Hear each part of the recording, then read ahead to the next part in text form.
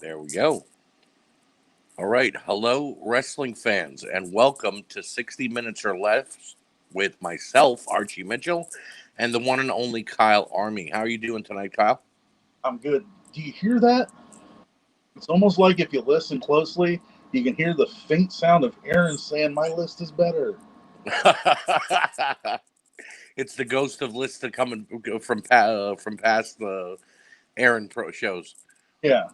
Huh. It's weird. Anyways, how are you? I'm doing well. I'm doing well. It was a bit of a turbulent week, a couple of family issues, but nothing too bad. That's good. Um, I shouldn't say nothing too bad, but don't want to burden people with what I had to go through. You know what I went through, of course. On the wrestling aspect of things, though, man, did we have another action-packed week from top to bottom? We did good and bad, but we did. We had an action-packed week. First and foremost, before we get started, I want to wish a very happy birthday Yes, to Mr. Nate Maxon. our producer, our buddy, and our brother, Nate Maxon. Happy birthday to you, my friend. We wish you all the best in everything that you do and everything that you will do from here on out. I can only hope that when I'm 60, I look that good. Yeah. I'm only a couple years away from 60, as you can see, but I mean, if I'm doing as good as you guys are, I'm gonna be golden. But no, but other than that, the only other thing was this.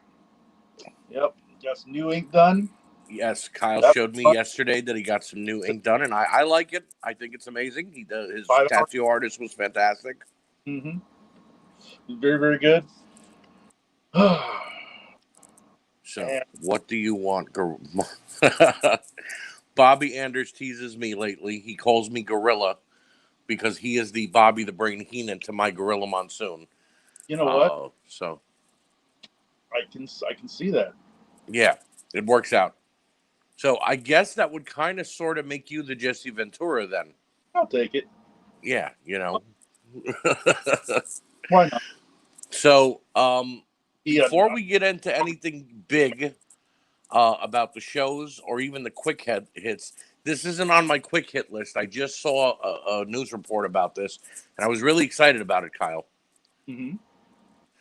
Zack Ryder, Matt Cardona, is no longer with All Elite Wrestling. That didn't take long He is done. at all. I I wonder. don't have to see his sorry ass on my television screen anymore. I don't know what. God, you know, I don't know the guy personally, but the fact that he never amounted to anything in WWE, and then he Couple goes, of title reigns that didn't mean that much, right? do you even call a day a title ring? Because Well, he held the tag titles for a couple of months on both runs. He had the United States title for about 3 weeks. yeah, They weren't meaningless runs, but look, I have no problem with Zack Ryder, the wrestler, when he's in the ring, and I think that he did a great job of getting himself over when he started showing his toy collection and doing the Z True Hollywood stories and everything like that. Zack Ryder, the person, though, I cannot stand. I have met this gentleman at Access. He blew me off as I was getting a an autograph. Didn't even want to look in my direction or talk to me or my son. And he had a very ugly demeanor. And now I see that now that he's done with the WWE, that's his real demeanor. That's really what he's all about. yep. So Here's the thing: the only reason why you were popular is because you were pulled in by the gravitational pull of Daniel Bryan, right, CM, John Cena.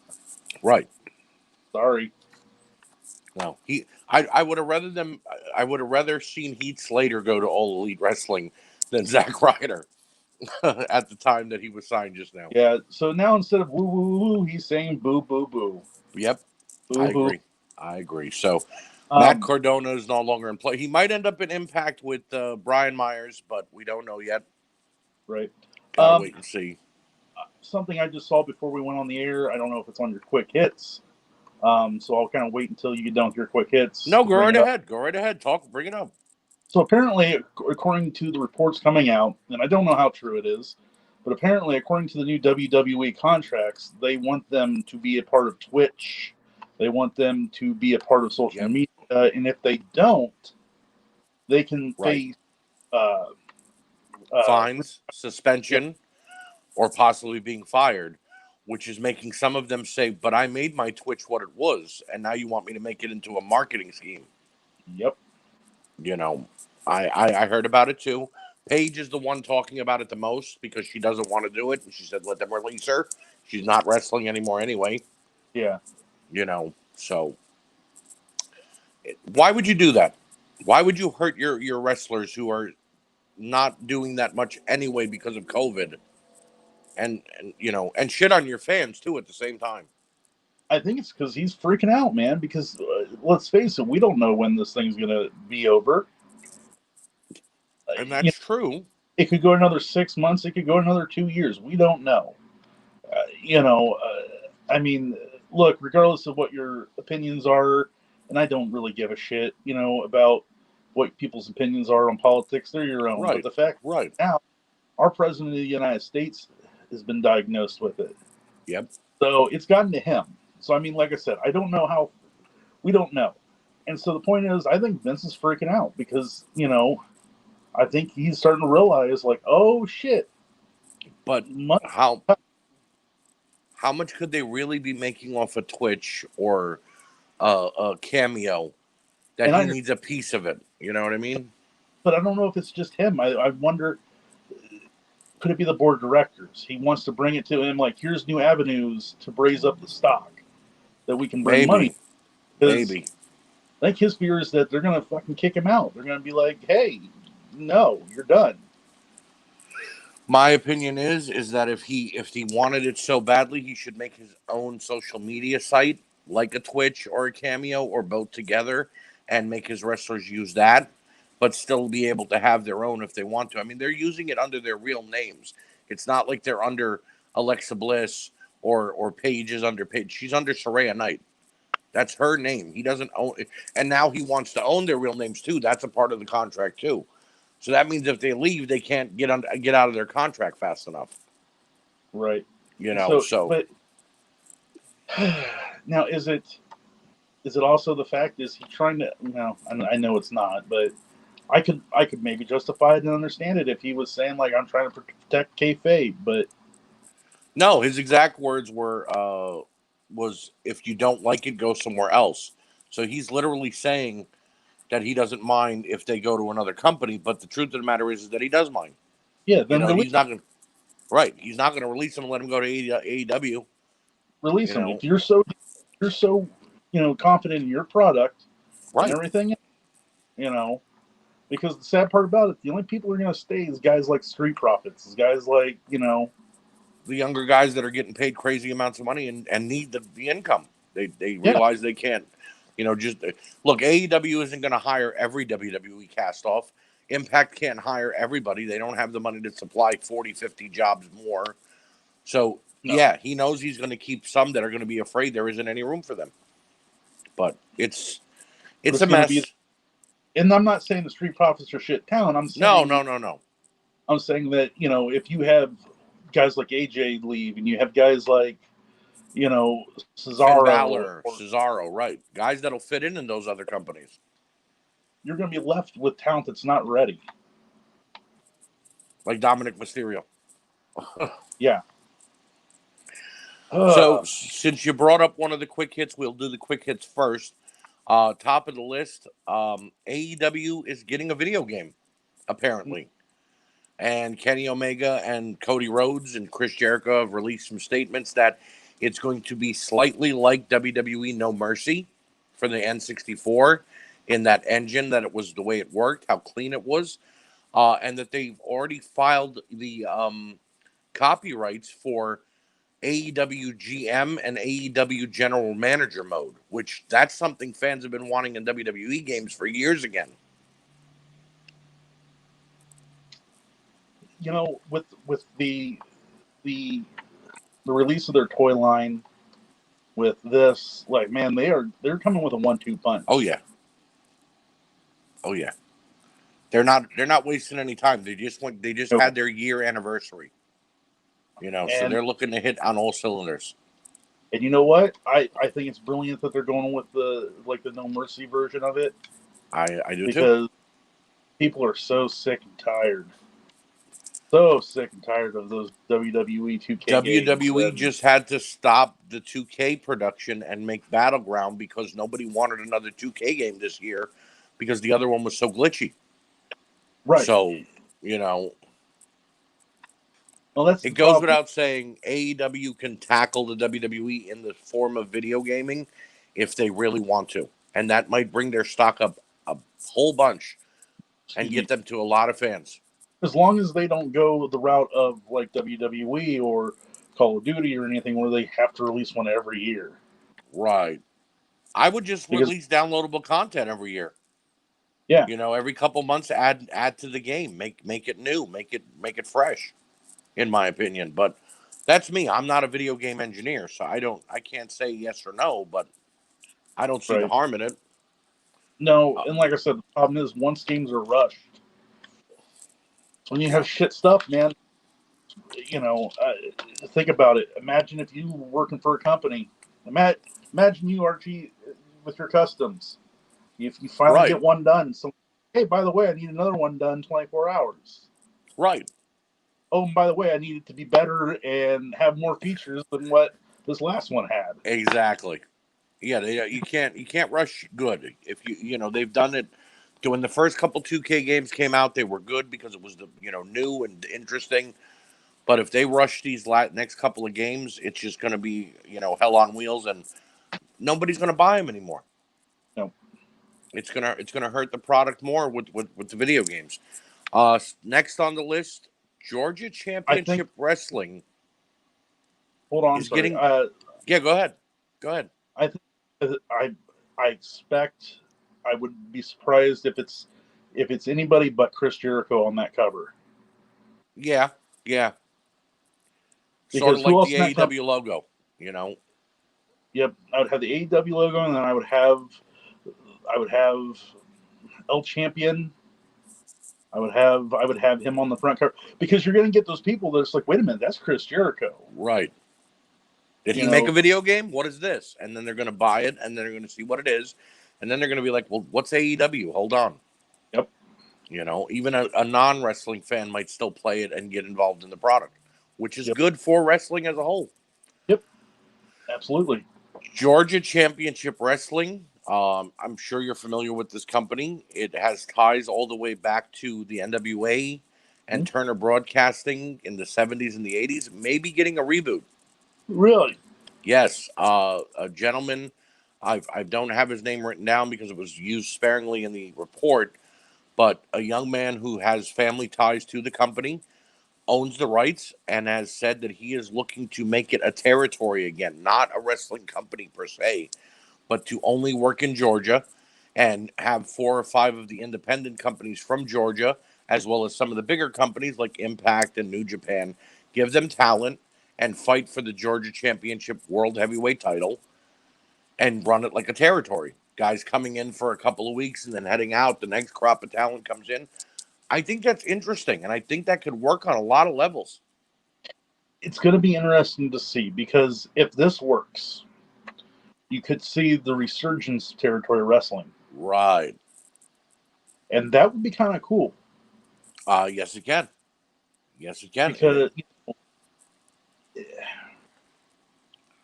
Because think about it, like with AEW and WWE, they tour and they only come around your area maybe once, twice a year. Right. Right. So imagine if you're in Georgia and it's like, hey, Nick Aldis is coming, or hey, Right. you Right. know, Eddie Edwards and Eric Young are going to fight for the Impact title on our show tonight. You know what I mean? And that was what he was talking about. The announcements that could be made weeks ahead of schedule and get fans hyped for it, make them want to buy tickets, but also make them want to watch it on television. It adds to that excitement level.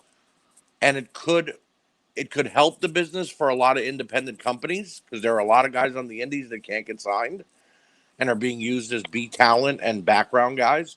And then it could hurt the business a little bit because then Vince McMahon's going to be like, well, shit, what do I do now? You know, people want to see these dream matches that are happening, and I can't get this talent. You know, Well, you could have treated him better. hopefully, it might give him the swift kick in the butt that he needs. I hope. I don't know. I see him buckling down and being like, "No, I know. I did it once, pal. I can do it again." Well, Going to read some of these comments real quick. What's up, Mark Brew? Jeremy Cotton says that the audio doesn't suck tonight. That's because Nate Maxon is streaming us. And he says, say hi, dickhead. So, Jeremy Cotton, hi, dickhead. Say hi to dickhead, Kyle.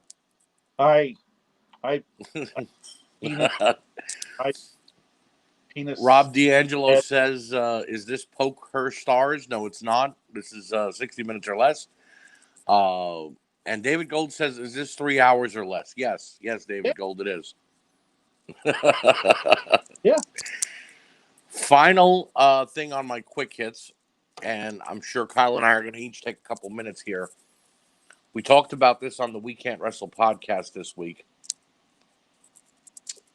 Joey Ryan is suing his accusers from the Me Too movement that accused him of bothering them when they were young girls, saying that he lost over $20,000 a month in revenue, saying that he needs to sue them for $1 million between the both of them because that would make up for what he lost since this all went down. Now, Kyle, before you say anything, if Joey Ryan would have been proclaimed innocent as a couple of WWE stars who have been involved in this war, like Austin Theory and Velveteen Dream, by all means, I would have no problem with this. But Joey Ryan, this arrogant piece of shit who said he was sorry for doing these things, apologized and admitted his wrongdoing, is now acting like he's been proven guilty when he hasn't. And they've placed a gag order on his accusers that they can't say anything on social media or the news outlets until the trial. Yeah. So, Joey Ryan, you piece of human excrement, you son of a bitch, you dirty, ugly person, you took Val Venus's gimmick, amplified it by 10, and you made a gimmick out of your dick for 10 years in the wrestling business that I know of. God only knows how long else he's been in it. I hope that when you get in front of a judge, not only does he dismiss your case, but that he tells you you're going to prison for a very long time. And then I hope that you are brutally raped in those prisons by someone who understands how ugly of a person you are. Because Joey Ryan, you couldn't have become any more lower in my eyes than you already were up until I read that story that you want to sue these young girls that you bothered. And as a father, if I ever saw you, and I know Kyle will back me up on this because he said it on the We Can't Wrestle podcast, as a father, if I saw you in the street, I would pummel you until they took me to prison. So, Kyle, if you want to chime in, please go right ahead. See, here's the thing. I don't have a fucking gag order, and neither does Archie. Right. And Mr. fucking Joey Ryan, I doubt you'll ever see this, but if you ever do, I'd be willing to fucking take up a collection to have 5 minutes alone with you in a fucking game. Oh, and yeah. I can guarantee you, brother, we ain't going to be doing a fucking dick spot. Nope. No. No. See, because here's the thing. Look, I understand, like, when it comes to Velveteen Dream and stuff, look, I have my personal opinions about that. He may have been innocent. It ain't for me to say. But like you said, Joey come out and personally said that he apologizes for his actions. I said it on the podcast, and I'll say it here. You've done how many meet and greets, Archie? Since COVID started, I believe we're at number 15. Okay. That means there's been 15 superstars, 15 wrestlers who have come to this show, and not a single one of them has ever tried to take advantage of their fame, take advantage of the fact that they're a pro wrestler. Because why? Because they're fucking real. They're what men are supposed to be. Joey Ryan, you are a worthless piece of shit, man. You are the fucking scum of this fucking earth. And I hope to God that when you get in front of that judge, he realizes what Archie, and a lot of people see is that you're full of shit, man. And I swear, I really truly want fucking 5 minutes alone with you. Oh yeah, and You are I fucking I ass. hope. Your dad should have fucking gave it to you a long time ago. Oh yeah, I hope that if by some stupid chance he wins that frivolous lawsuit, that no wrestling promoter ever books him again, and do not allow him to continue his pseudo celebrity trying to get over on people the way that he is now. Right. Because if anybody hires him, they're admitting that what he did was not a bad thing, and you know what he did was a horrible thing. Exactly.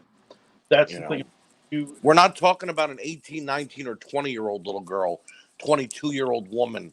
We're talking about children that were at when they said he did it, they were 14 or 15. God damn you.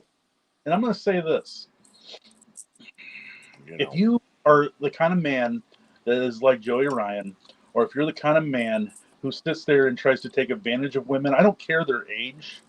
right. If you go in and you try to, or if you take advantage of anybody, but for this, we're talking about women.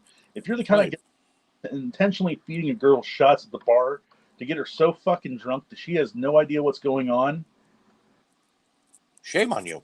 take her home and have your way with her, you better fucking pray to the God above that I don't fucking find out or I'm not there. Because I'm going to tell you right now, I might not be the toughest motherfucker in this world, but I guarantee you, I will fucking knock your teeth down your throat. Because Myself included. that's not how. Myself included. No, that's not a man. No, That's not a man. That's a miserable human being. it's a shame. It's a shame. Quick history lesson for everybody. When I used to work for Walmart. I don't have a problem saying that. I used to.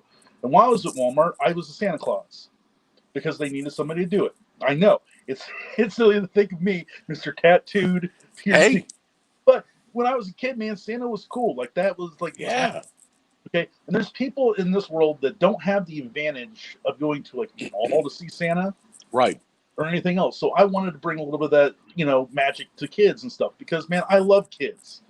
Like my nephew is my buddy, man. He is my pal. My niece is my fucking pal. Without a doubt. Are you the same way with you? Your kids and your fucking grandkids. My kids, my nephews, my nieces, my younger siblings. When I was old, when I would reach teenager and they were younger, I've always wanted children around me because I wanted to have the fun of playing. Right. We collect toys because we still want that fun aspect of playing. We don't want to use that to get children around us so we can harm them. No. Or anyone for that matter. But when I became a Santa, like I had to take a video course on it, and they you know why Santa Claus wears white gloves? Because it's pure. No, it's because so that way in any picture, you can always see his hands. Ah, okay. And it just That makes sense. disgusted to me that we're even at this point. Right. They're even at this point. Like, what the fuck, man? The world we live in is an ugly place. I hope to God you come up against the Hells Angels, buddy. Or some other type of biker gang that isn't going to put up with your bullshit. I agree. So moving on to fuck you, Joey Ryan. Fuck you, Joey Ryan. Moving on to something a little more lighter, but pretty bad. Monday Night Raw aired. Real quick, Archie, before we get to Monday Night Raw, yeah. For all those people who did not watch Takeover, we are going to be talking about That'll be at the end of the show. Yes, at the end of the show, spoilers. That will be our final spot. So there will be spoilers. If you don't want to hear them or see them, feel free to duck out at the end of the show. I'm going to Archie, wait a minute, hold on. Hello, Mandy M. Pesci, how are you?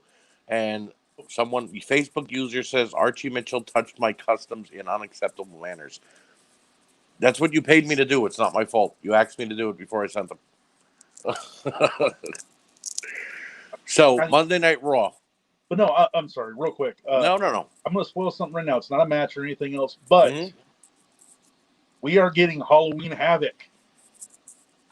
I am so psyched for that. Oh, Halloween Havoc was a personal favorite pay-per-view of mine. One of mine as well. My birthday is in October. It's actually coming up here in about 2 weeks or so. Yep. But Halloween Havoc was that pay-per-view that like every year I would get because it was around my birthday. So I would be able to get Right. that. It would get like whatever In Your House or WWF pay per view Right. that was coming on. So I have these very fond memories of Halloween Havoc, and to see them bring it back for NXT. Rick Rude Uh, is the Halloween Havoc Phantom attacking Sting. and they kept the logo. Right. That was the best part. When I saw Shotzi Blackheart and the pumpkin was behind, I was like, it's Halloween Havoc. It's Halloween Havoc.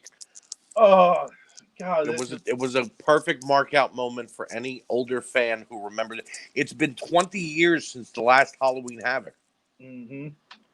So that's a biggie. And I'm happy it's the NXT brand Yep. because Triple H is going to go all out. We might see a Halloween Havoc Phantom. We might see a couple of WCW stars pop up in the arena. You know what I mean? I'm very happy to see it return. Yep, absolutely. I'm the same way.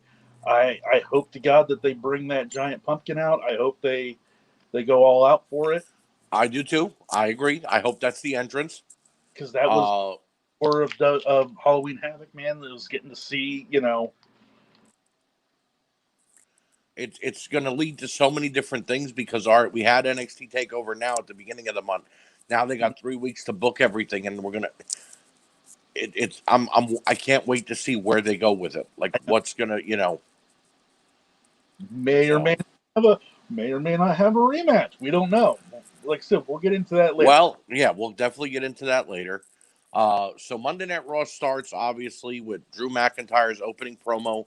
Um, I had no problem with it. I enjoyed him giving his respect to the legends.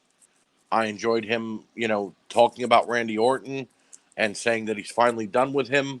But then Randy Orton pops up on the big screen and he's like, I'm done. I'll be back, but I'll hit you whenever I'm ready. And I'm like, okay, great. Randy Orton's done with the world title. We don't have to worry about him challenging again. But then Drew go. Now, I got to ask you a question. Mm-hmm. Do you think the open challenge gimmick is getting a bit overdone because every company is doing it now? Yep.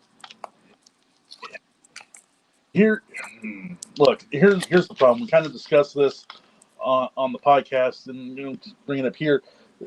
The problem is that you have all these other titles. Why is the main titles? Right.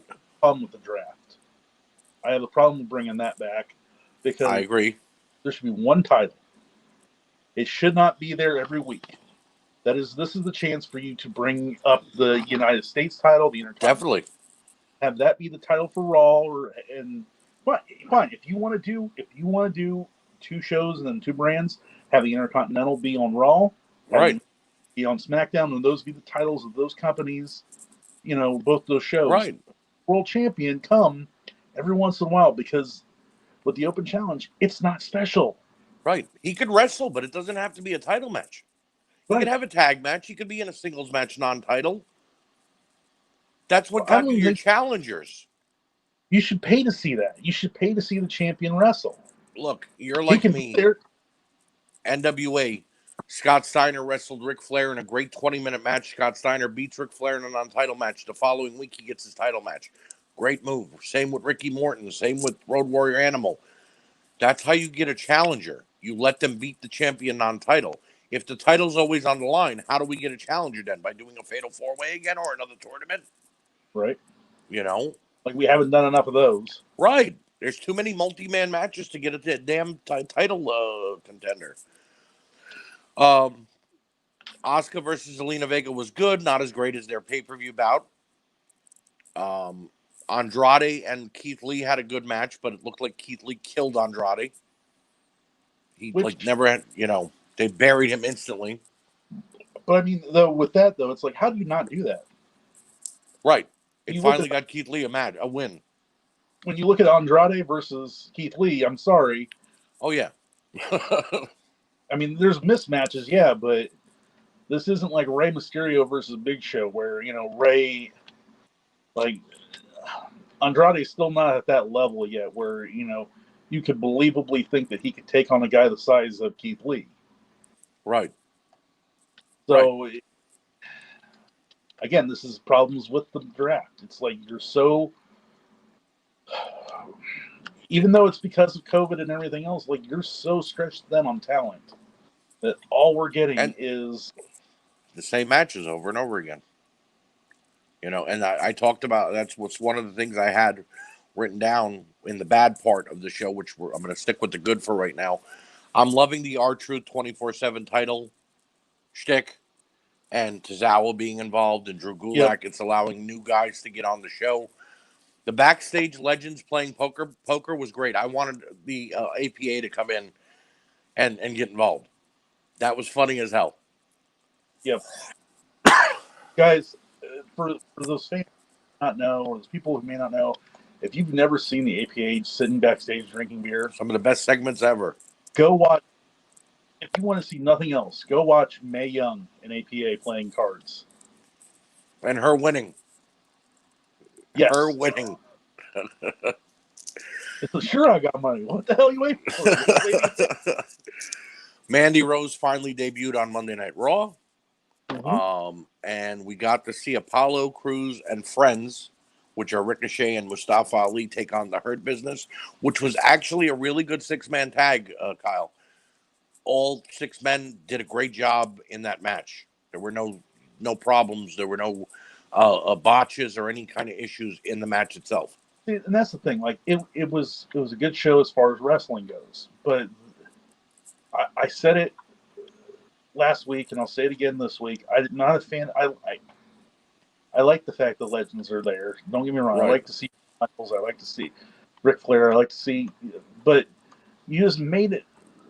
Drew McIntyre looked so weak because he needed these guys to show up. Right. He needed 3 guys to beat Randy Orton. And Randy Orton says it in the promo. When he's bitching at Drew McIntyre, he's saying, it took all of you to take me out. And that's not how you want your big, bad world heavyweight champion to come off, in my opinion. And yes, you want heel heat. Don't get me wrong. Like I absolutely agree that Randy Orton should have laid all the legends out. Yes. He shouldn't have put on a fucking pair of night vision goggles. He should have took them out one by one, like a viper, the viper that he is. Yes.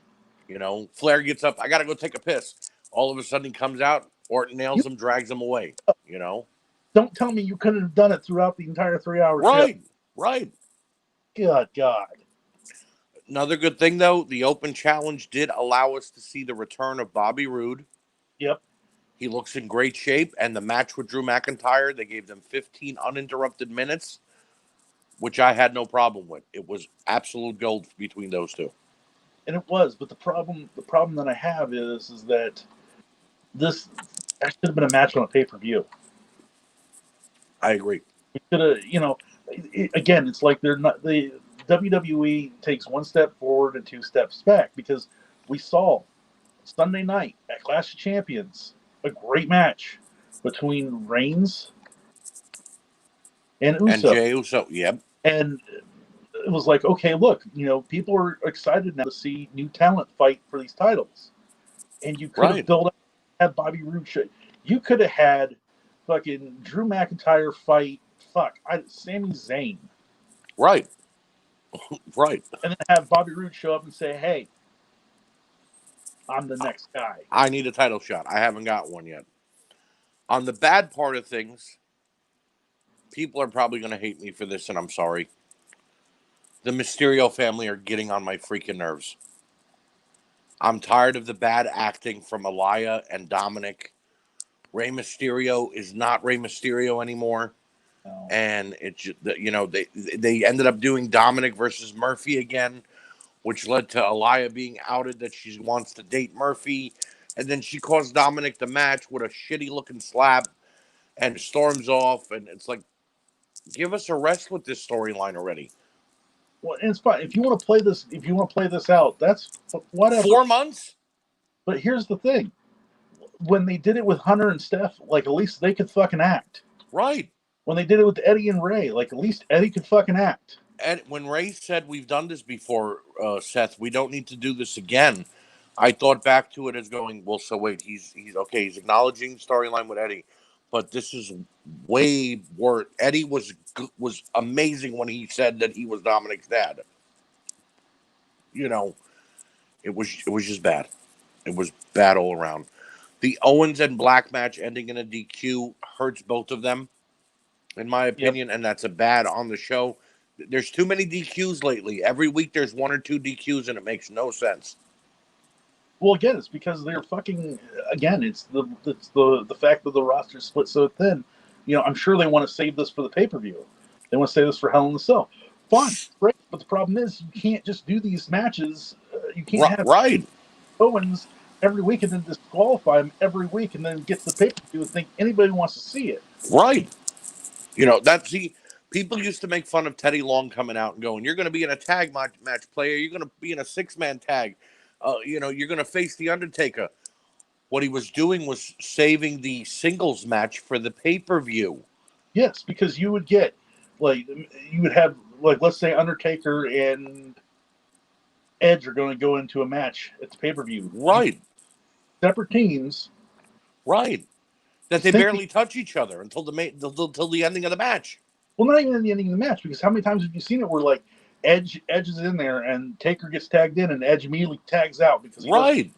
Right. Shit heel. Right. And then Edge gets the win by doing something bad to one of Undertaker's partners, something, slimy. So now you want Undertaker to get his hands on Edge. But if they're just going to keep doing, singles match that ends in a DQ, singles match that ends in a no count and a count out. Well, I guess the next match is going to be a no disqualification match at the pay-per-view. Yep. It's too many backstage segments featuring the Hurt Business before we got to the actual match. But I understand MVP is one of the only legit talkers they have, and I'm seeing that he is becoming a legit threat in the WWE. And Retribution not being there because of COVID, it hurts the storyline. It does. Why couldn't they have, I don't know, a video segment, something, yeah, disrupt it, Why couldn't they put 6 guys under hoods and say those were other members of Retribution coming to get payback and the other ones were sitting at home watching and laughing, Have the lights get turned off and have people laid out and be like, right. Oh, look, one of the greatest sleight of hands ever done was Royal Rumble 2000 when they had the barbed wire 2x4. Mm-hmm. Because it was real 2x4. It was a real barbed wire 2x4 when Foley got hit with it. Right. And then they have it get taken away by the ref, like, oh fuck, this is too dangerous. Put it under the announcer's table, and lo and behold, when Foley goes to get it again, it's the fake one. Right. For Triple so H. Kill Triple H, right. They did that. You're telling me they can't come up with something like that here where it's a sleight of hand? No, you're not. You're not thinking exactly. It's just bad thinking by Vince McMahon once again. I gave this episode of Raw a 6 out of 10, in my opinion. It's not even a passing grade. I gave it a 5. I don't blame you. I really don't blame you. This show was definitely a watch the clips on YouTube if you really want to. Yeah.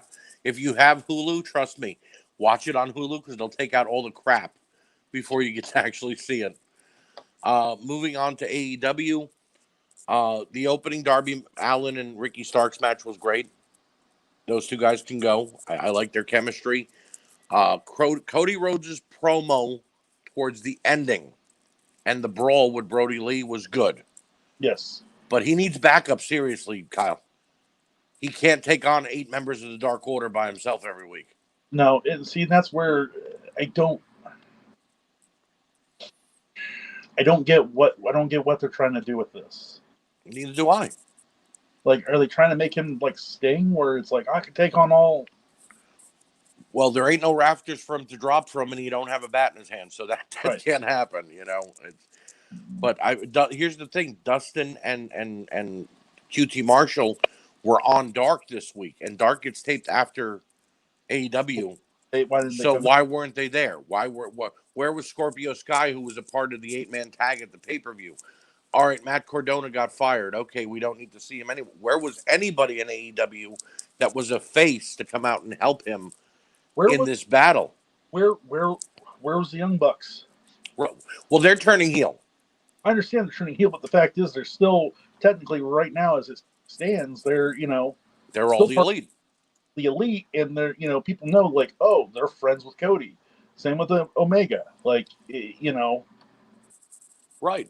there were these people to come out and I guess Cody's going to do it on his own for now until they figure out what direction they're fully going in. The FTR unless SCU. Go ahead. unless we're having the 30 years of Jericho. Yeah. Okay, that is a fucking babyface move if I've ever seen one. Oh yeah, he's slowly turning. Unless they're gonna have Jericho come out and save Cody Maybe, but and that be would like, totally diminish what they did with them in their feud. but it could be the fact of like, you know what, Cody, I hate you, but I hate Dark Order that much more. Maybe. But later on in the show, MJF and Jericho started to become buddies even more so. So Right. that kind of adds again to if Jericho's turning face, maybe MJF takes over the inner circle and Jericho goes on by himself, which again wouldn't be bad. It'd be Chris Jericho Right. reinventing himself. I loved the Oh yeah. MJF Jericho backstage aura they had. It was great seeing them play off each other. The brush with greatness. I am loving this idea. FTR and SCU had a great 20-minute match. Tully helped them to get the win, and it's what a tag team wrestling is supposed to be, in Imagine my that. opinion. Imagine that. Right, You have right, tag teams that mean something. right. This is the first time, like honestly, truly, besides like the New Day, which they're not even really they weren't like they were the longest running WWE Tag Team Champions. Right. When I look at FTR, I think of the Road Warriors. I think of Brainbusters or them. Arn and Oli, Think of like they are a dominant tag team that is featured. right. And they're being featured for the right reasons, not just because they got over. Right. You look, the New Day got over. They were heels first, and they became faces. They deserved their title run, but after a while, the act got stale. So I mean, they weren't. Oh, that's why the injury kind of helped Biggie in a way. But there were, except for the Usos, there were no other tag teams for them to feud with. Thank you. Stagehand brought me a new pack of cigarettes. Awesome. I need to get me one of those. Yeah, you do. You do. That's I gotta ask Nate Maxon though. That's the perks of the contract. But Oh, but no, like I don't know about you, but like for me, like when I saw the Usos, I was like, oh, I wonder who's going to be the star out of those two. I never thought it was gonna be Jay. Exactly. I was like, oh, who's Marty? Who's going to be the Shawn? With FTR, Right. I don't want to fucking find out. Ever. They do not need to break up ever because No. I'm telling you now, neither one are going to be that big of a single star if they break up. It was like the New Age Outlaws. They were fucking Right. perfect together. Right. Same Well, thing Billy was a tag team specialist, so it only made sense. Same thing with the Road Warriors. Like there was like you have certain teams like, and I can't put it in any better words than the Road Warriors. Animal and Hawk were equals. There Right. was no one Right. that was like, oh, one's the Marty, one's the Shawn. No, Nope. it was both. Even when they had a singles match, the other one was there next to them, Yep. still getting the spotlight they deserved. So the Jericho Isaiah Cassidy match was actually pretty damn good for a rookie taking on a veteran. Jericho gave that kid everything and sold for him and put him over. I honestly thought he was going to win. I did not expect Jericho to win, but then I remembered, 30 years of Jericho, they got to give him the win here, so this way he continues to be put over as the demo god. Right. Well, and that it's Jericho. Like, I mean, right. If you were to ask anybody who would have been the guy in 2020 who would have been the greatest pro wrestler right of the past decade and a half, if you were to say Chris Jericho, they'd be like, what? Well, I mean, yeah, but then once you give your argument, they understand because he's reinvented himself in every decade he's wrestled in. And this is not just because it's coming up on 30 years, but how could he not be in your top 5? Right. Right. When you look at the longevity, when you look at everything that he's done, everything he's ever touched. Oh yeah. I mean, the guy came back one year with a light up jacket, and people actually popped for it. The guy walked out and didn't even cut a promo. He just sat there in the middle of the ring on his return, and they were begging him to say something for 3 weeks. Mm-hmm. And even though he didn't, he was still one of the highest segments of the show without saying a damn word. Look at Because that entire run where you had the anonymous, or you had the different Raw GMs. Like, who was that was out there every week? right, It was Jericho, because like he could get it over. companies trust him Oh, to put over somebody, even if he's not going to let them win, which it's not his call to let somebody win or not, obviously, but they know he's going to make somebody look like a star, like he did with Fandango at WrestleMania, like he did with this kid Isaiah Cassidy this past Wednesday. They know he's going to make you look like a star, whether you win or lose. yep. So, He there is brought an 8-man tournament coming up to crown the new number one contender. Kenny Omega's been announced for it, and people are saying that it's going to lead to Kenny Omega versus Moxley because it's going to be at the anniversary of their first match. It makes sense. it does. But I want heel Kenny. I don't want this tiptoeing, I'm not a bad guy Kenny anymore. I want the guy who used to beat the crap out of people. I think we're going to get it Yeah, I do too. because Kenny has, and I know that Nate is not a fan of. I know that too. And Nate, I love you, brother. Happy birthday to you. But if we get to see a heel Omega versus a face Moxley, Right. I'm all in, man. Like, I'm. If Kenny wins the title, if Kenny could become champion, because he took the first year to put people over and help fix the tag division, Kenny as champion opens up the door to have matches with Jericho, Moxley, Eddie Kingston again, who I'm going to get to in a minute, Cody, even putting over the Young Bucks and giving them a title shot, putting Matt or Nick Jackson in there with him, bringing in a guy like Okada from Japan if they want to, if they can get a working agreement with New Japan. There are so many matches that people will want to see in the United States that he hasn't had yet. And I think that it's what's needed for Kenny Omega. I agree. I'm gonna make this proclamation right here, right now. On October, what is the 3rd? 4th. October 4th, 2020. I'm gonna say that if Omega turns heel and gets to work like Jericho and Moxley and all that, that Nate's gonna come around a little bit. Based on his promo, not on his wrestling. Right. I agree. On his wrestling, because he's gonna work with guys who are gonna slow him the fuck down. Definitely. They're not gonna let him do the shit that he wants to do. He's gonna be in there with guys who are ring generals who are gonna be able to. Kenny's speed hurts him sometimes because then he overly botches.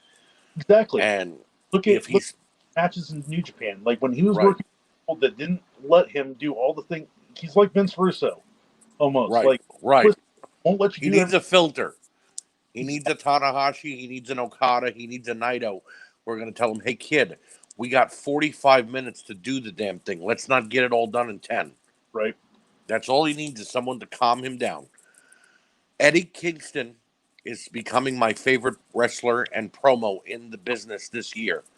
For a guy that should have never got a shot. Right. By the luck, he has taken this ball and fucking ran with it, man. And good on him.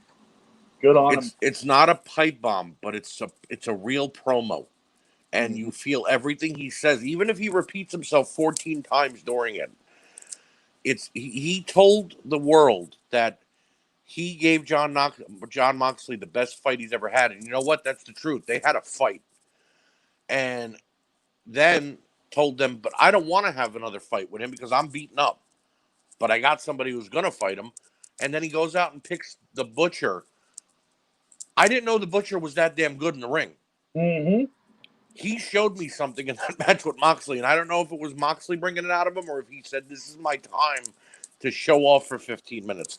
That 300-pound monster moved as good as a Hugh Morris, a Vader, a Bam Bam.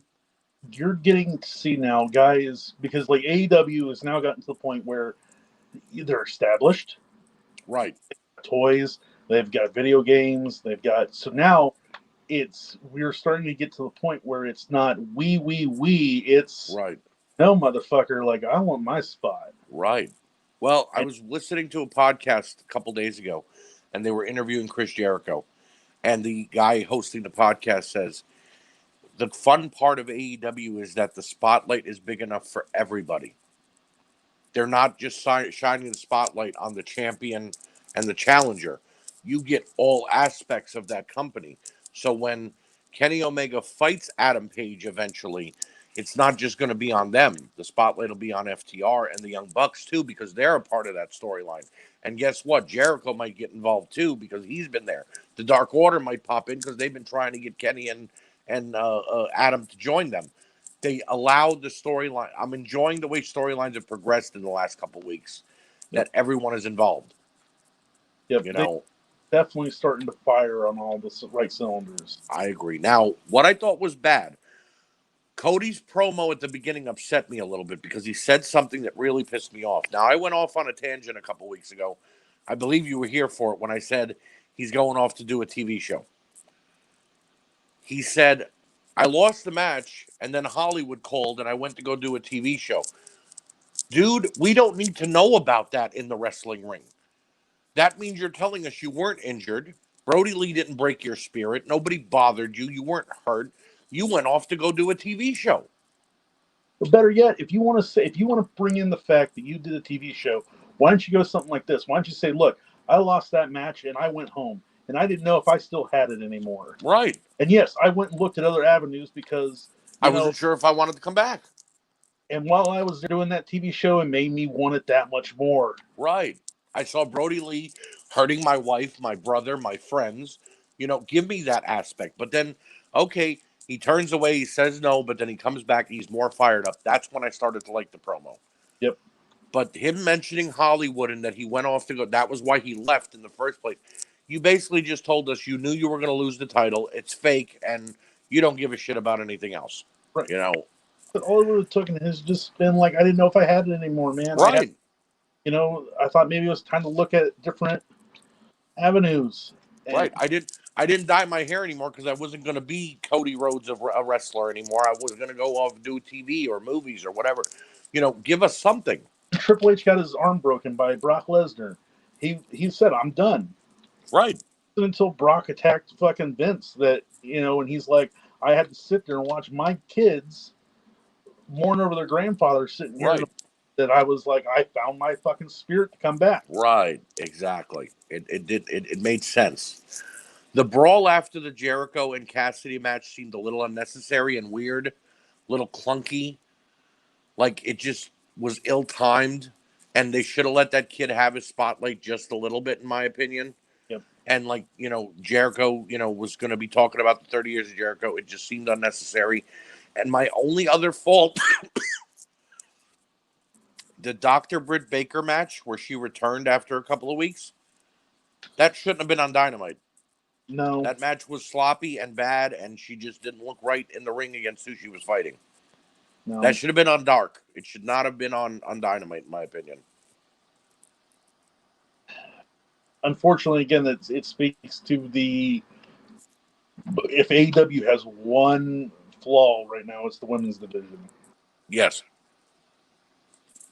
And it's not the champion or the challengers, it's the extra women they have floating around. During the Dark Order brawl with Cody, why did Nyla Rose come out and beat somebody up for no reason? What sense does that make? It doesn't make any sense. The problem is they're trying to shoehorn these people into the show, and it's like, right. Well, then we need to come up with something else. We need You could do this on Dark. We'll watch it on YouTube. We have no problem watching Dark too, and talk about it on Dynamite. Give us a flashback to it, but you don't got to be doing this on your main show because then it clutters it up. Yep. But I gave AEW an 8.5 out of 10. I think it was a good show. I only had a couple of flaws with it. Yep, it was nothing terrible though. NXT. This was a good go-home show, top to bottom. You saw everything you wanted to see. Yes. You got an opener with Shotzi Blackheart and Dakota Kai getting 13 minutes Mm-hmm. which is unheard of for two women that aren't really in a feud. And And it also, go ahead. what's odd enough is that you turn the channel over to NXT, and man, they're firing all cylinders with their women's. Right, right. Ooh, Every boy. woman on that roster have good matches. Mm-hmm. And then that match helped to progress the Rhea Ripley, Raquel Diaz storyline, which I like. Two big women that are gonna box it out. I'm ready to see them fight. Um, the decent promo from Isaiah Swerve Scott and Escobar for the cruiserweight title. Their match at the pay per view was phenomenal. We'll get into that later. But I like Scott saying that he has nothing and he's trying his hardest to get to where he needs to be, and Escobar seeming like this millionaire, this I don't care about you type of guy. You're not going to take it from me because you're beneath me. He brings that that feel of like El Santo, or Right, like in Mexico, like the masked wrestler is like this very prestigious, very wealthy to do guy. right, He right. brings that to NXT, and I love it. Oh, I do too. It's so good. It's like he is that. He's not a swarmy heel. No, no, he fights. He'll fight. He is a badass heel. Oh yeah, oh yeah. And the great part about both of them is they were in Lucha Underground a couple of years ago. Yep. And WWE took a shot on them when Lucha Underground ended and gave them NXT. And now they're using it as their playground and they're doing a great job with it. Yep. So, Yeah, like I said, it's nice to see the cruiserweight title actually mean something. right.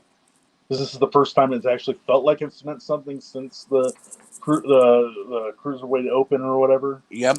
Yep. I think Jordan Devlin was going to do something with it, but then he got stuck in England because of COVID. Yeah. And then they said, well, we got to go with somebody else. And they gave it to Escobar. And you know what? The minute he ripped off that match, I bought in. Yep. That mask came off, and I was like, yes, this is what we need. I love the fact that he talks about the lucha libre, like, heritage, but yet he doesn't have his mask. Right. He took it Right. off. Such a fucking heel move. Kushida had a great match with Tony Nese. A lot of great highlights back and forth, and Kushida is proving to be still a star, even though he's not in New Japan anymore. They give him any title and let him run with it, he's going to be fire. He needs to stay in NXT. Yes. He needs to learn from Nakamura. Don't fucking that main roster, because you're gonna fucking Vince is gonna take the fucking whole Marty McFly thing. Yep. And fucking it's going to be a comedy routine. Uh, he's going to be the new Funaki, and that's not what we want from Kushida. No. I'll say this is we'll get to that match, but Kushida wrestled a fucking broom tonight. Right. And he got a great match out of it. Yes. He did. Maybe not his opponent, but he did. The Cameron Grimes Open Challenge was kind of funny, but then Ridge Holland comes out and destroys him. And I have to say, Ridge Holland is becoming one of my favorites on NXT. It's the rebuild time for NXT, and it's great. Right. Because we're seeing the next big stars starting to build up. Yep. So fun because, 3 months from now, 4 months from now, these guys are going to be the next big things. Oh, yeah. And you kind of hope they don't end up like Karrion Kross, where they get injured during their big push, which I think that, and I hate to say this, but I think it's the best thing that could have happened to Kross. Oh, yeah, that was too much. They gave him too quick of a push. Yeah. He needs to come back and get a slow burn. He needs, the fact that he was given to everybody and then taken away, right. Because now when he comes back, it's going to mean so much more. I wish he could come back at Halloween Havoc, but we know that can't happen because he's too injured. But if he could have been the guy that does the pop-in during Halloween Havoc. And he might come back. He might. You never know. Austin Theory versus Adam Cole. Adam Cole's promo was absolute fire. Mm-hmm.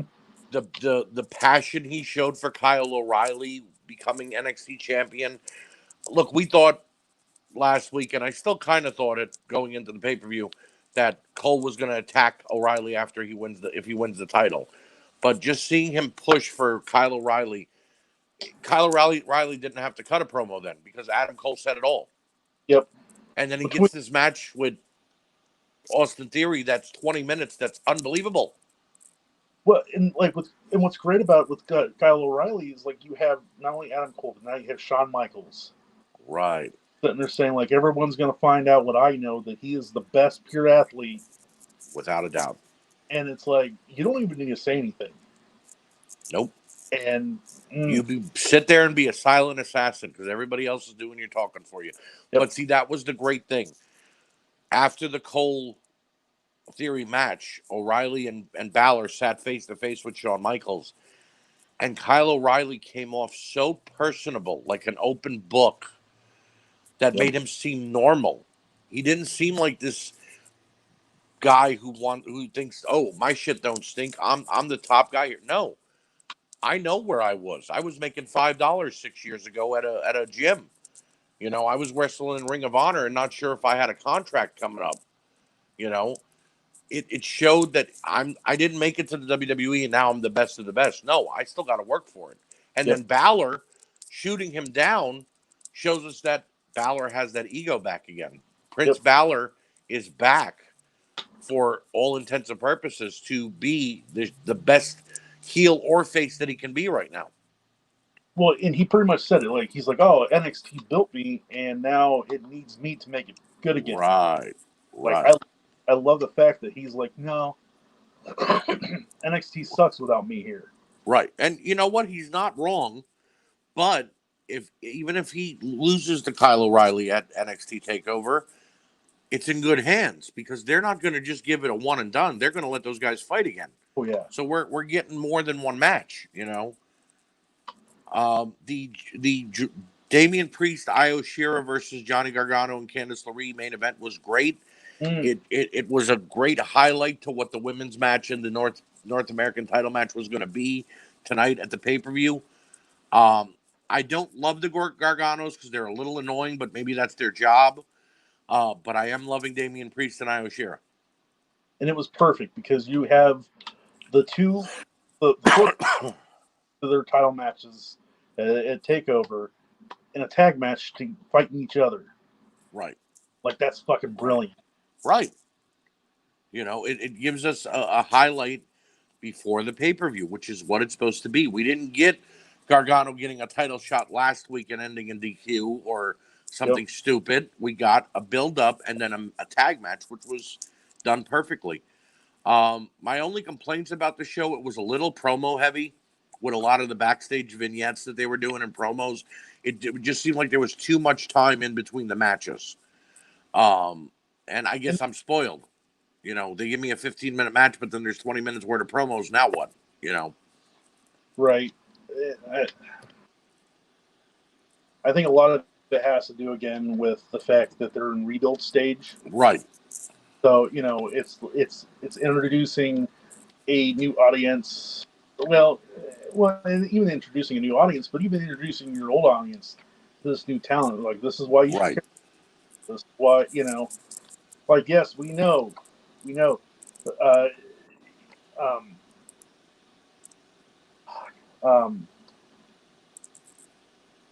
just lost it. No, you're fine. You're fine. Just got called up to the main roster. Now I can't think. Keith Lee. Yes, Keith Lee. Right. Lost Keith Lee, but hey, man, we got Damian Priest here now. Right. We just brought in Ridge Holland. We have Kyle O'Reilly that's on the rise. So it does make sense though, but it doesn't have to be promo after promo after promo. Is my point. They could have cut it up a little bit, you know. And then my only other complaint was Xia Li versus Carter, because the match just didn't fit well for me to what was going on. That was the only bad women's match I've seen in the last few weeks. Right. They just didn't meld well together, and I don't know what's going on with the whole character there. Is she turning heel? Is she not? You know, but I guess you have to have one bad match a show. You can't have them all be great. No, yeah, nothing. You know. So, I gave NXT a 9 out of 10 though. I agree with that. It was almost perfect. It's a very good go home show. And now we get to SmackDown, which I enjoyed SmackDown very much. The opening with Paul Heyman, Roman Reigns, and Jey Uso was fantastic. Roman Reigns saying, "You didn't acknowledge me. You didn't even look at me. All you see is my title." I kind of felt for that. It was like maybe he's right. You know, Exactly. And that was the thing about it. Like now we're seeing fucking layers to these characters right? Before, and that was the thing that like I missed so much because you like when The Rock would come out and say like like, hey, I came out here and was the blue chipper. I did everything right, and you people sat there and said, "Die, Rocky, die." Right. You know, right. It gave them substance. It just wasn't like, "Oh, I'm tired of you." Like I'm going to do things. Yeah, no, it allowed us to see a different side of heel Roman because maybe that was him being manipulative too and using his family against Jey. Um, I'm happy the feud is continuing though. I love Jey Uso in this spot. Yeah, and here's the big thing: you're not just seeing Jey or Roman Reigns as a heel. Like it's a heel that now believes everything out of his mouth, Right. and that's a much better heel. Jey Uso's match against AJ Styles, that was a clean matchup. Mm-hmm. There was not a problem. They meshed well together. They have had matches before in the past, 6-man tags, but AJ and Jey, it was perfect in my opinion. Phenomenal. I'll use AJ Styles' word. It was phenomenal. Well, and it's perfect now because like this is what you want to see. You want to see Jey Uso like he's like, yeah, I lost to you, Roman, but the next time I'm coming for you, I'm going to be right. I'm going to be prepared. And I think Jimmy is not due back till January, so even if Jey doesn't win this feud and doesn't become World Heavyweight Champion, Jey could be a serious contender for the Intercontinental title after this. Mm-hmm. And we might see him become a breakout star. I would love to see Jey on the road to Hell in a Cell sit there and face as many people as he can, because obviously Cena's not coming back. But like, right. He could fight Bryan. He could fight anybody that Roman's fought in the past. Title shot. I've beaten everybody that you beat. Like, right. And they've got to mix it up a little bit and maybe give them the tag match. Him and maybe a Matt Riddle versus Roman and Baron Corbin. Have Roman walk out on Baron Corbin and, still be a heel. It'll add to the, like you said, it'll add layers to Roman Reigns that, I don't want to be here. Sami Zayn's backstage promo was great. Him throwing the Jeff Hardy's Intercontinental title in the trash. I liked it. Mm-hmm. It added to that attitude that he's been getting lately. It shows that Sami isn't going to take no BS anymore. And he's not just there to be an annoying heel. And we're finally going to see the Sami Zayn that, like, we kind of got to see a little bit in NXT. Right. Full of personality. He believes in himself. And I'm glad people are starting to catch on to Sami Zayn because he fucking deserves it, man. I agree completely. Kevin Owens has got the KO show on SmackDown. It's a part of that whole you could move from brand to brand initiative thing. He talks to Alexa Bliss, and then the Fiend shows up and destroys Kevin Owens. Kyle, I am loving the Fiend and Alexa Bliss together. It is giving him a different character other than just being a monster that shows up and hurts people. Yep. He has I don't want to say a lackey because she's not a lackey, but like, nope. He finally has like a piece. I think it's the piece that he was missing to make him over the top. It makes him. He's not just a monster anymore. We're getting a little bit of cult leader Bray involved because she said, yeah, I'm brainwashed. All the bad thoughts are washed from my head now. I know the truth. And the metamorphosis of her turning has been fantastic.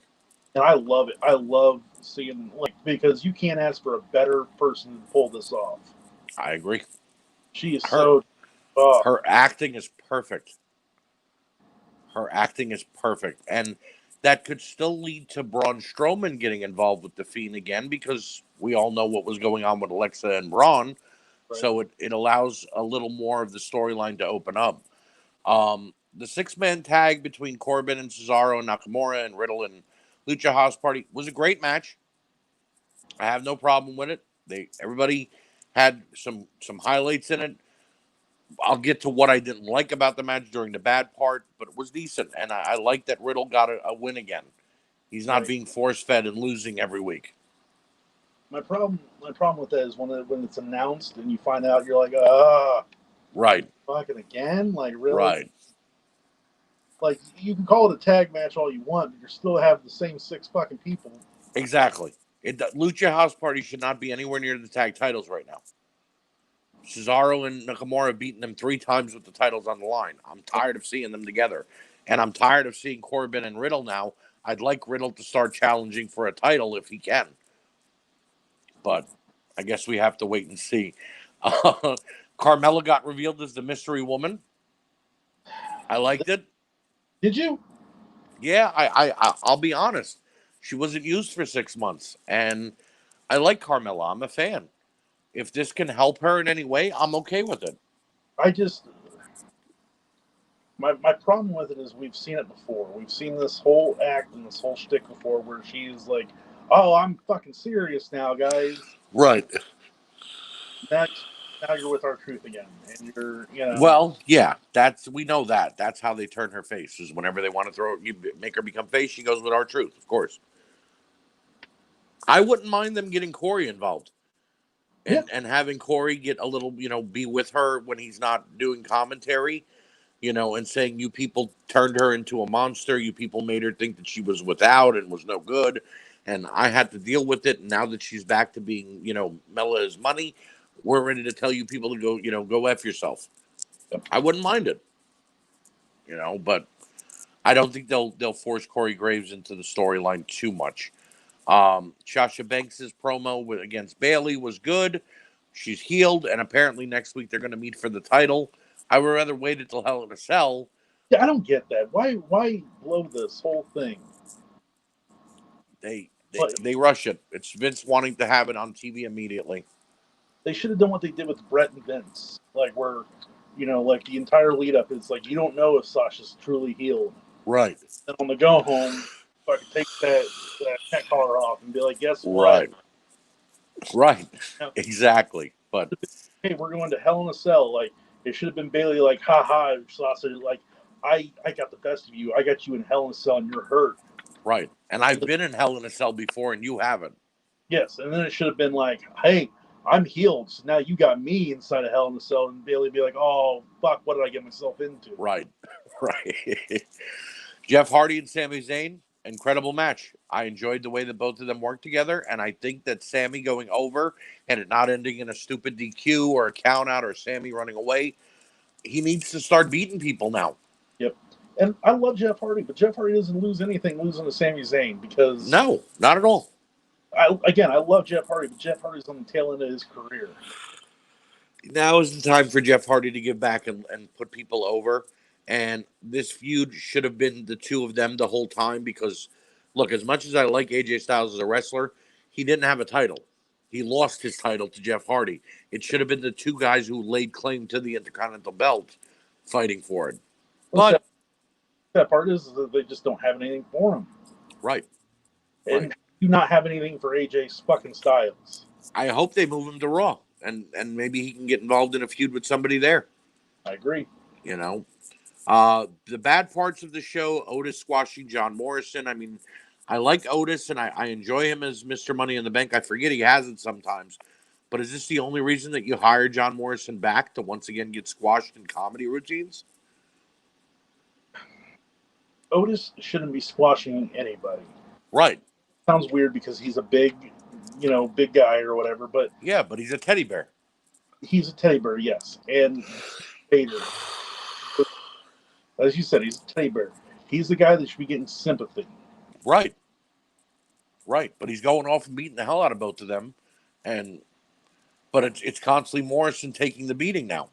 Well, it's like almost like Vince saw that he has a fifth gear, and he was like, "Oh, like we're gonna have him do that all the time." It's like, no, Right. brought out. No, it was them taking Mandy away from him was bad because now Otis really has no purpose. Yeah. I think they're going to take the Money in the Bank briefcase away from him and probably give it to the Miz. Might have a match at Hell in the Cell for it. Who knows? I just don't like where it's going. How they can just drop the fucking ball. So, Sheamus squashed Shorty G, aka Chad Gable, and as much as I believe Chad Gable should be squashed, they went squash match after squash match here. So it made it look like everything they did great at the opening of the show was wasted.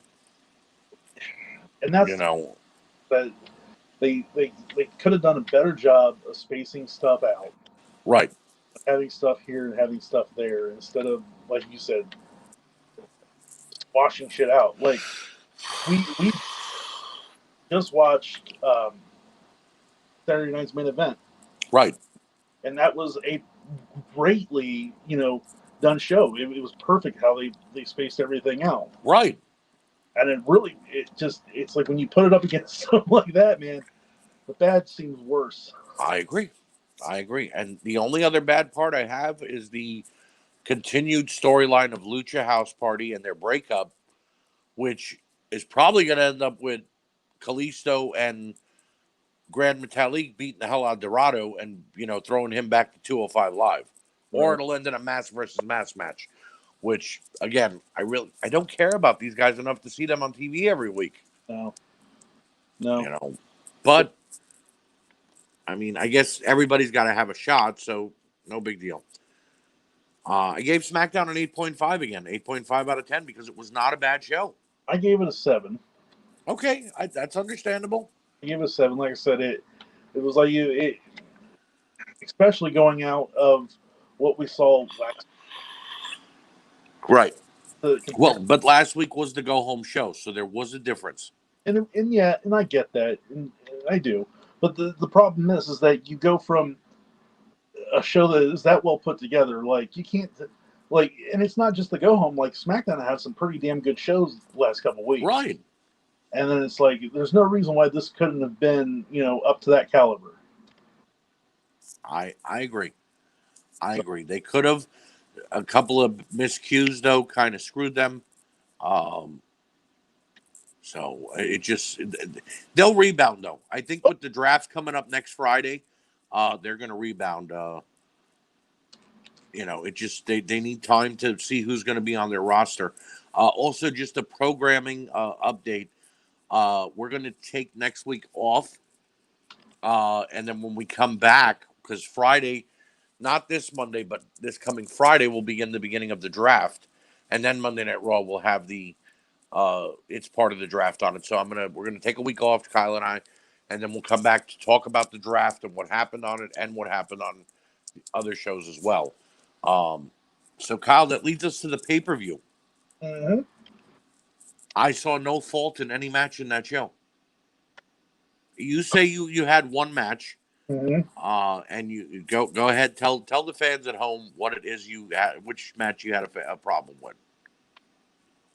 I just don't know what was going on, but I don't feel that the Kushida Velvet iron all cylinders. As I said earlier, Kushida had a match with a fucking broomstick and carried it to a match. Right. On his part. Just I don't know if it's. See, this is the thing that got me weird because like they started off and it's like, oh, okay, because everything that happened with Velveteen Dream, he's already a fucking heel, right? So it's like he's getting his ass whooped, like the majority of the beginning of the match. And I'm right.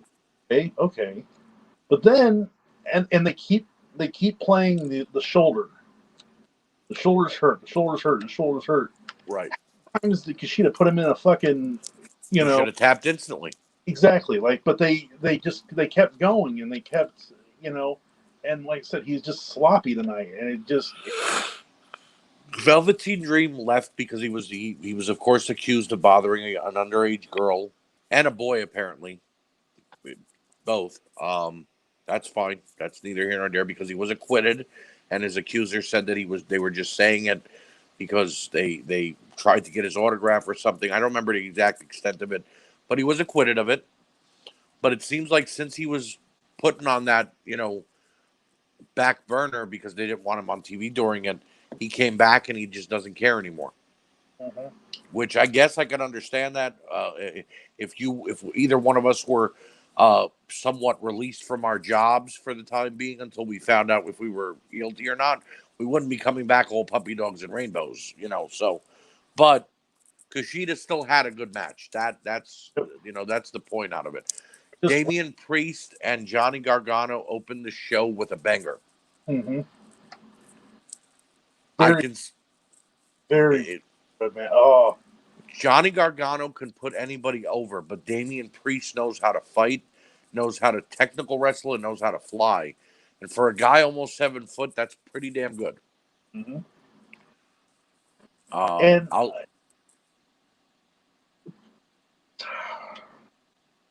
I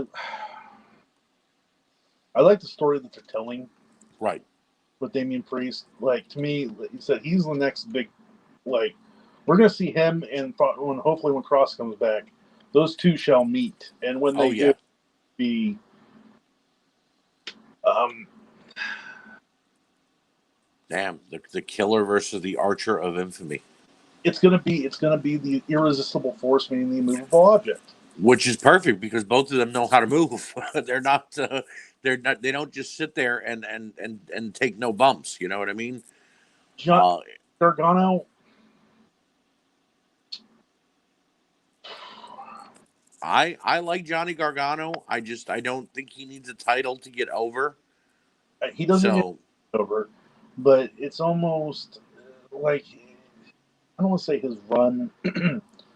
He's overstaying his welcome, but they need he's to do stale. He's stale. yeah. So they need to do something. I think getting him out of the title picture and putting him in a feud with somebody that's not a high profile wrestler, maybe an Austin Theory, maybe a Bronson Reed, would help him. But when he does get in the ring and he does his damn thing, he does it. You know what I mean? Oh, he does. And You know he's gonna. uh, Don't get me wrong. oh yeah, oh yeah, he's reminding me lately of a Dean Malenko Yep. in that he's very technical and on the ground, but then he just pops up and does something that makes you go, wow. Why is he not? Why is he not going for the or the cruiserweight? I think he's too big. Well, I think he'd have to drop like 10 or 15 pounds.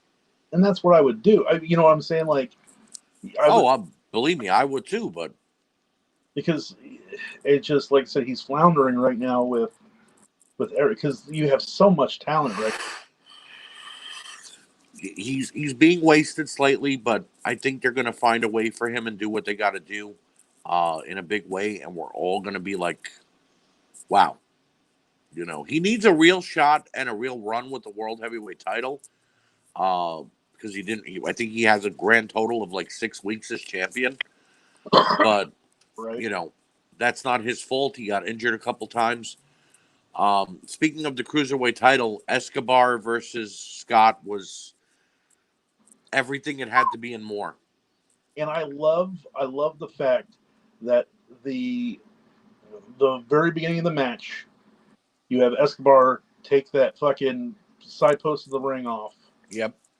and it looks like a throwaway spot, and it plays into the finish. It comes back to haunt Scott. And I'll be honest with you, if they were trying to tell me that Scott was legitimately knocked out, I bought into it. Oh yeah, I thought that he maybe got concussed because he wasn't moving anymore after that. He looked like his lights were out. and he took that fucking amazingly, because I was like, oh Yeah. shit, like, Yeah. Yeah. oh They had a couple spots in that match where I cringed. When he stomped on Escobar's arm, I was like, dude, the human body shouldn't move like that. It's not supposed to, so why is it? You know. the one thing I had a problem with though was is that Escobar went to do the Three Amigos, Mm-hmm. and I believe it was I can't remember who said it on commentary, but they said like, oh, but he the late great Eddie Guerrero did it better. Right. Why don't bring that up? Right. You want to talk about Eddie and say he's paying homage to Eddie Guerrero. That's great, but don't demean the guy because Eddie Guerrero, which he did it fine by my standards. I Oh thought it yeah, sit great. but like I said, the problem is it's like fine if you want to bring in this like oh he's showing his Latino heritage with Right. the Three Amigos, you Right. know, sit there and say man like he has a snap like Eddie Guerrero did. Like Right. don't You make it know. be oh well Eddie, I will say this though: when he tried to deliver the frog splash, he came down pretty awkwardly, and I thought, man, if he would have landed that on Scott, he might have punctured a lung right. because the leg landed first, and that might have hit Scott directly in the stomach. I think You that know, he landed like that because he knew right? he moved out. He braced for the impact of the floor, but one of them could have gotten seriously hurt. But it was still a great match. My only problem with it was the guy that came out during to help out Swerve Scott. That's apparently a new NXT star named Adonis or something, and I didn't know who it was. Yeah, So I thought they were trying to play up that a fan jumped the ring and was helping him, and then they were going to tell us who it was later. But apparently he's been signed and wrestled a couple times already. I can't remember him from Adam I can't either. though. uh, Bringing a new talent, yeah, I mean, at least give us some fair warning of who he is if I'm supposed to know him. and that Um, falls on the commentators to kind of it's their job to tell you right, who this person is and why you should care about them. And I'm not taking anything away from the commentary team, but it's like right, still they're still trying to find that niche between the three of them, right, right. and you can tell. I'll be honest. If they You turned know, it into a two-person team and it was just Wade Barrett and Beth Phoenix, I'd have no problem with that. Because the right? guy in the middle is not doing them any justice. No, and that's the problem with again with a three-man book. Right? It never works. No, it doesn't. It doesn't. Unless you're going to give me three of the best commentators in the world, and even then, they're going to bump up against each other. Right. Well, and you need to have the right combination because as much Right? as W, the fact is that you have if you had Tony as a heel and Right? Ross like that, it would be great. But you have three guys who are basically faces. Right? And Excalibur really can't call a great match, so it's not. He's kind of lacking. Yeah, You and I know. said before, the reason why he is not just sitting back and trying to learn from the fucking two best in this business that are still alive blows my fucking mind. Nope, he doesn't care though. He doesn't care about being the best. He just wants to get his 2 cents in because he wants the spotlight for himself. So, Io Shirai and Candice LeRae was a decent match. I'm not going to say it was great, but it was good. It was for what it was supposed to be. The comedy bit with Johnny Gargano putting on the ref shirt had me busting out laughing. and then Um, holy shit, we find out we have two returns. Not Tony one, Storm, but Tony Storm, which I was like, oh hell yeah, like that's definitely. that. And then here comes Ember Moon. Ember Moon, right? Which they kind of threw me for a loop that it was a woman altogether returning because I know it was switching from a male to a female voice, but I just thought that was a red herring and they were trying to confuse us. But I was like, wow, I thought they fired Ember Moon. I didn't know that they just furloughed her and were waiting to move her back up. You Right, know, glad to see her. I am too, and I love Tony Storm too. I think she's a great talent. If that's what NXT is going to fill in the gaps, if Raw or SmackDown take any of their women into draft, then great. I'm okay with it. Yep, It's perfect. It's perfect booking. absolutely. And then we come to a 40-minute main event That between two men who, if I see any critic call them a vanilla midget or say that they're too small or can't make it on the main roster, those two guys kicked each other's ass for 40 minutes straight. it this is what a main event should be. Every time. I love the fact that yes, Kyle O'Reilly lost. but Kyle O'Reilly looked like Steve Austin against Bret Hart walking out. Definitely. Looked very tough. He looked like, to the point where I think we're going to have a rematch at Halloween Havoc between these two. I think they should. I mean, obviously Cole is going to be busy with Ridge Holland because we saw what happened at the ending, and honestly, unless they plan on hot-shotting Damian Priest to the world title, I don't foresee him going for it. Gargano's off in his own world. It has to be a rematch. And you know what? They could make it any match they want. It could be a submission match. It could be a cage match. It could be a street fight.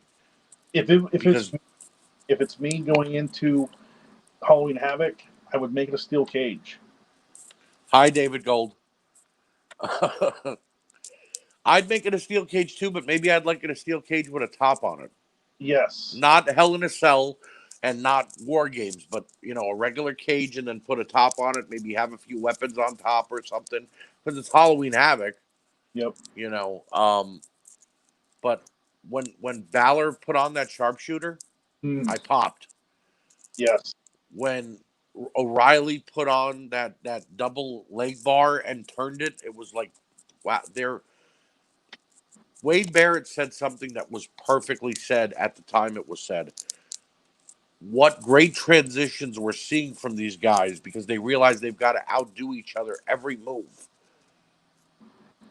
And that's what it was. Oh, you're going to try to get out of the leg lock? Okay, hold on. Let me add another aspect. And then turning it into a different move. It added perfectly to the match. It told the story. We're at an hour and 30 minutes, David Gold. Shut up.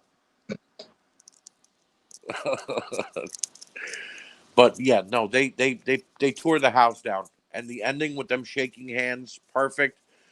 I didn't understand the Ridge Holland attacking Adam Cole bit. I think that could have happened earlier in the show and let Gargano and let Kyle O'Reilly and Balor celebrate more.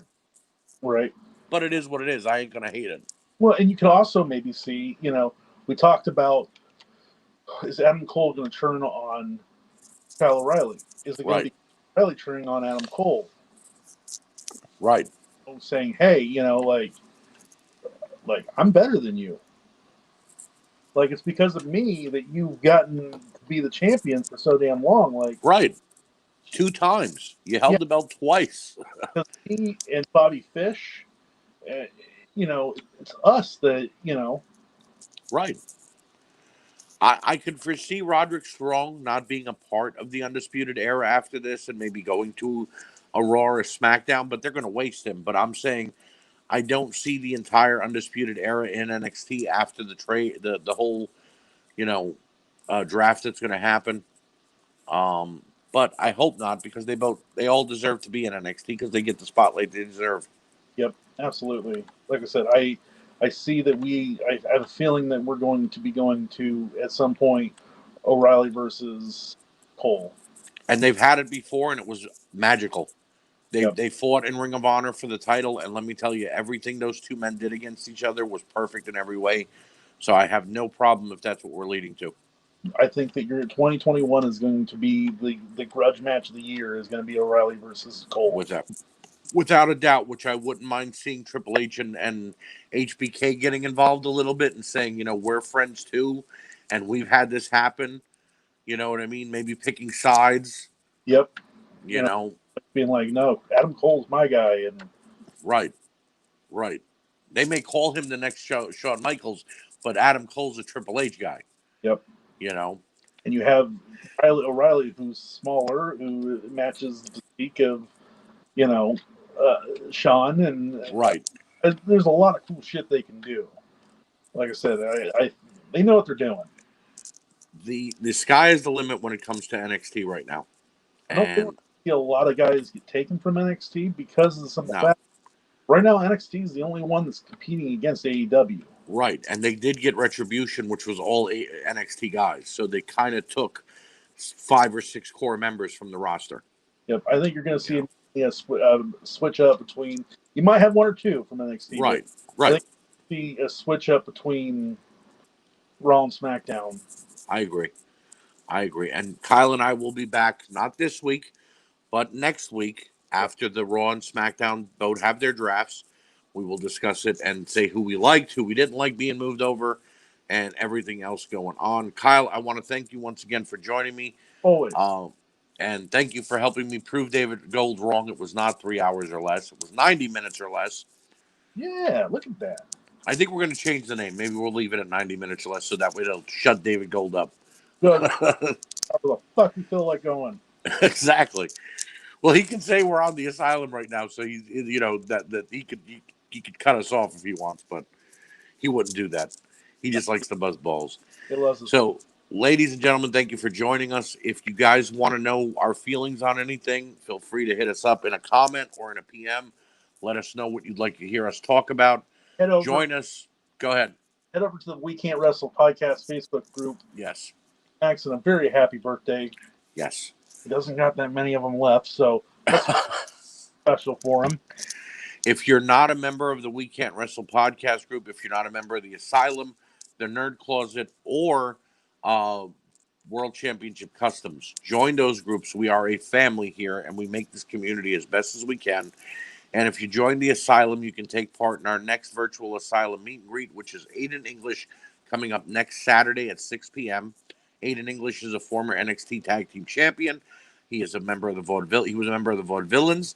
He was a member of Rusev Day, and he is the son-in-law of the WWE legendary Vicky Guerrero. Not a lot of people know that, but he's married to Vicky and Eddie's daughter, Shoal. And I want to say, from the bottom of my heart, I don't know how many people watched it, but the tribute to Road Warrior Animal, unbelievable. It was well done by David Gold, Rocky Turner, Kim Laurinaitis, and Paul Ellering. Thank you guys for letting us be a part of that and to finally maybe help ourselves all mourn a little easier and say goodbye to Animal the right way. So that's going to do it for us tonight, ladies and gentlemen. Thank you so much. Thank you to Kyle. Thank you to Nate Maxon for doing this for us, broadcasting us here. And join us on the We Can't Wrestle podcast that will be dropping either later tonight or tomorrow. We're talking about Saturday night's main event, but we got off the rails a little bit towards the end, so make sure you stick around. See you all soon.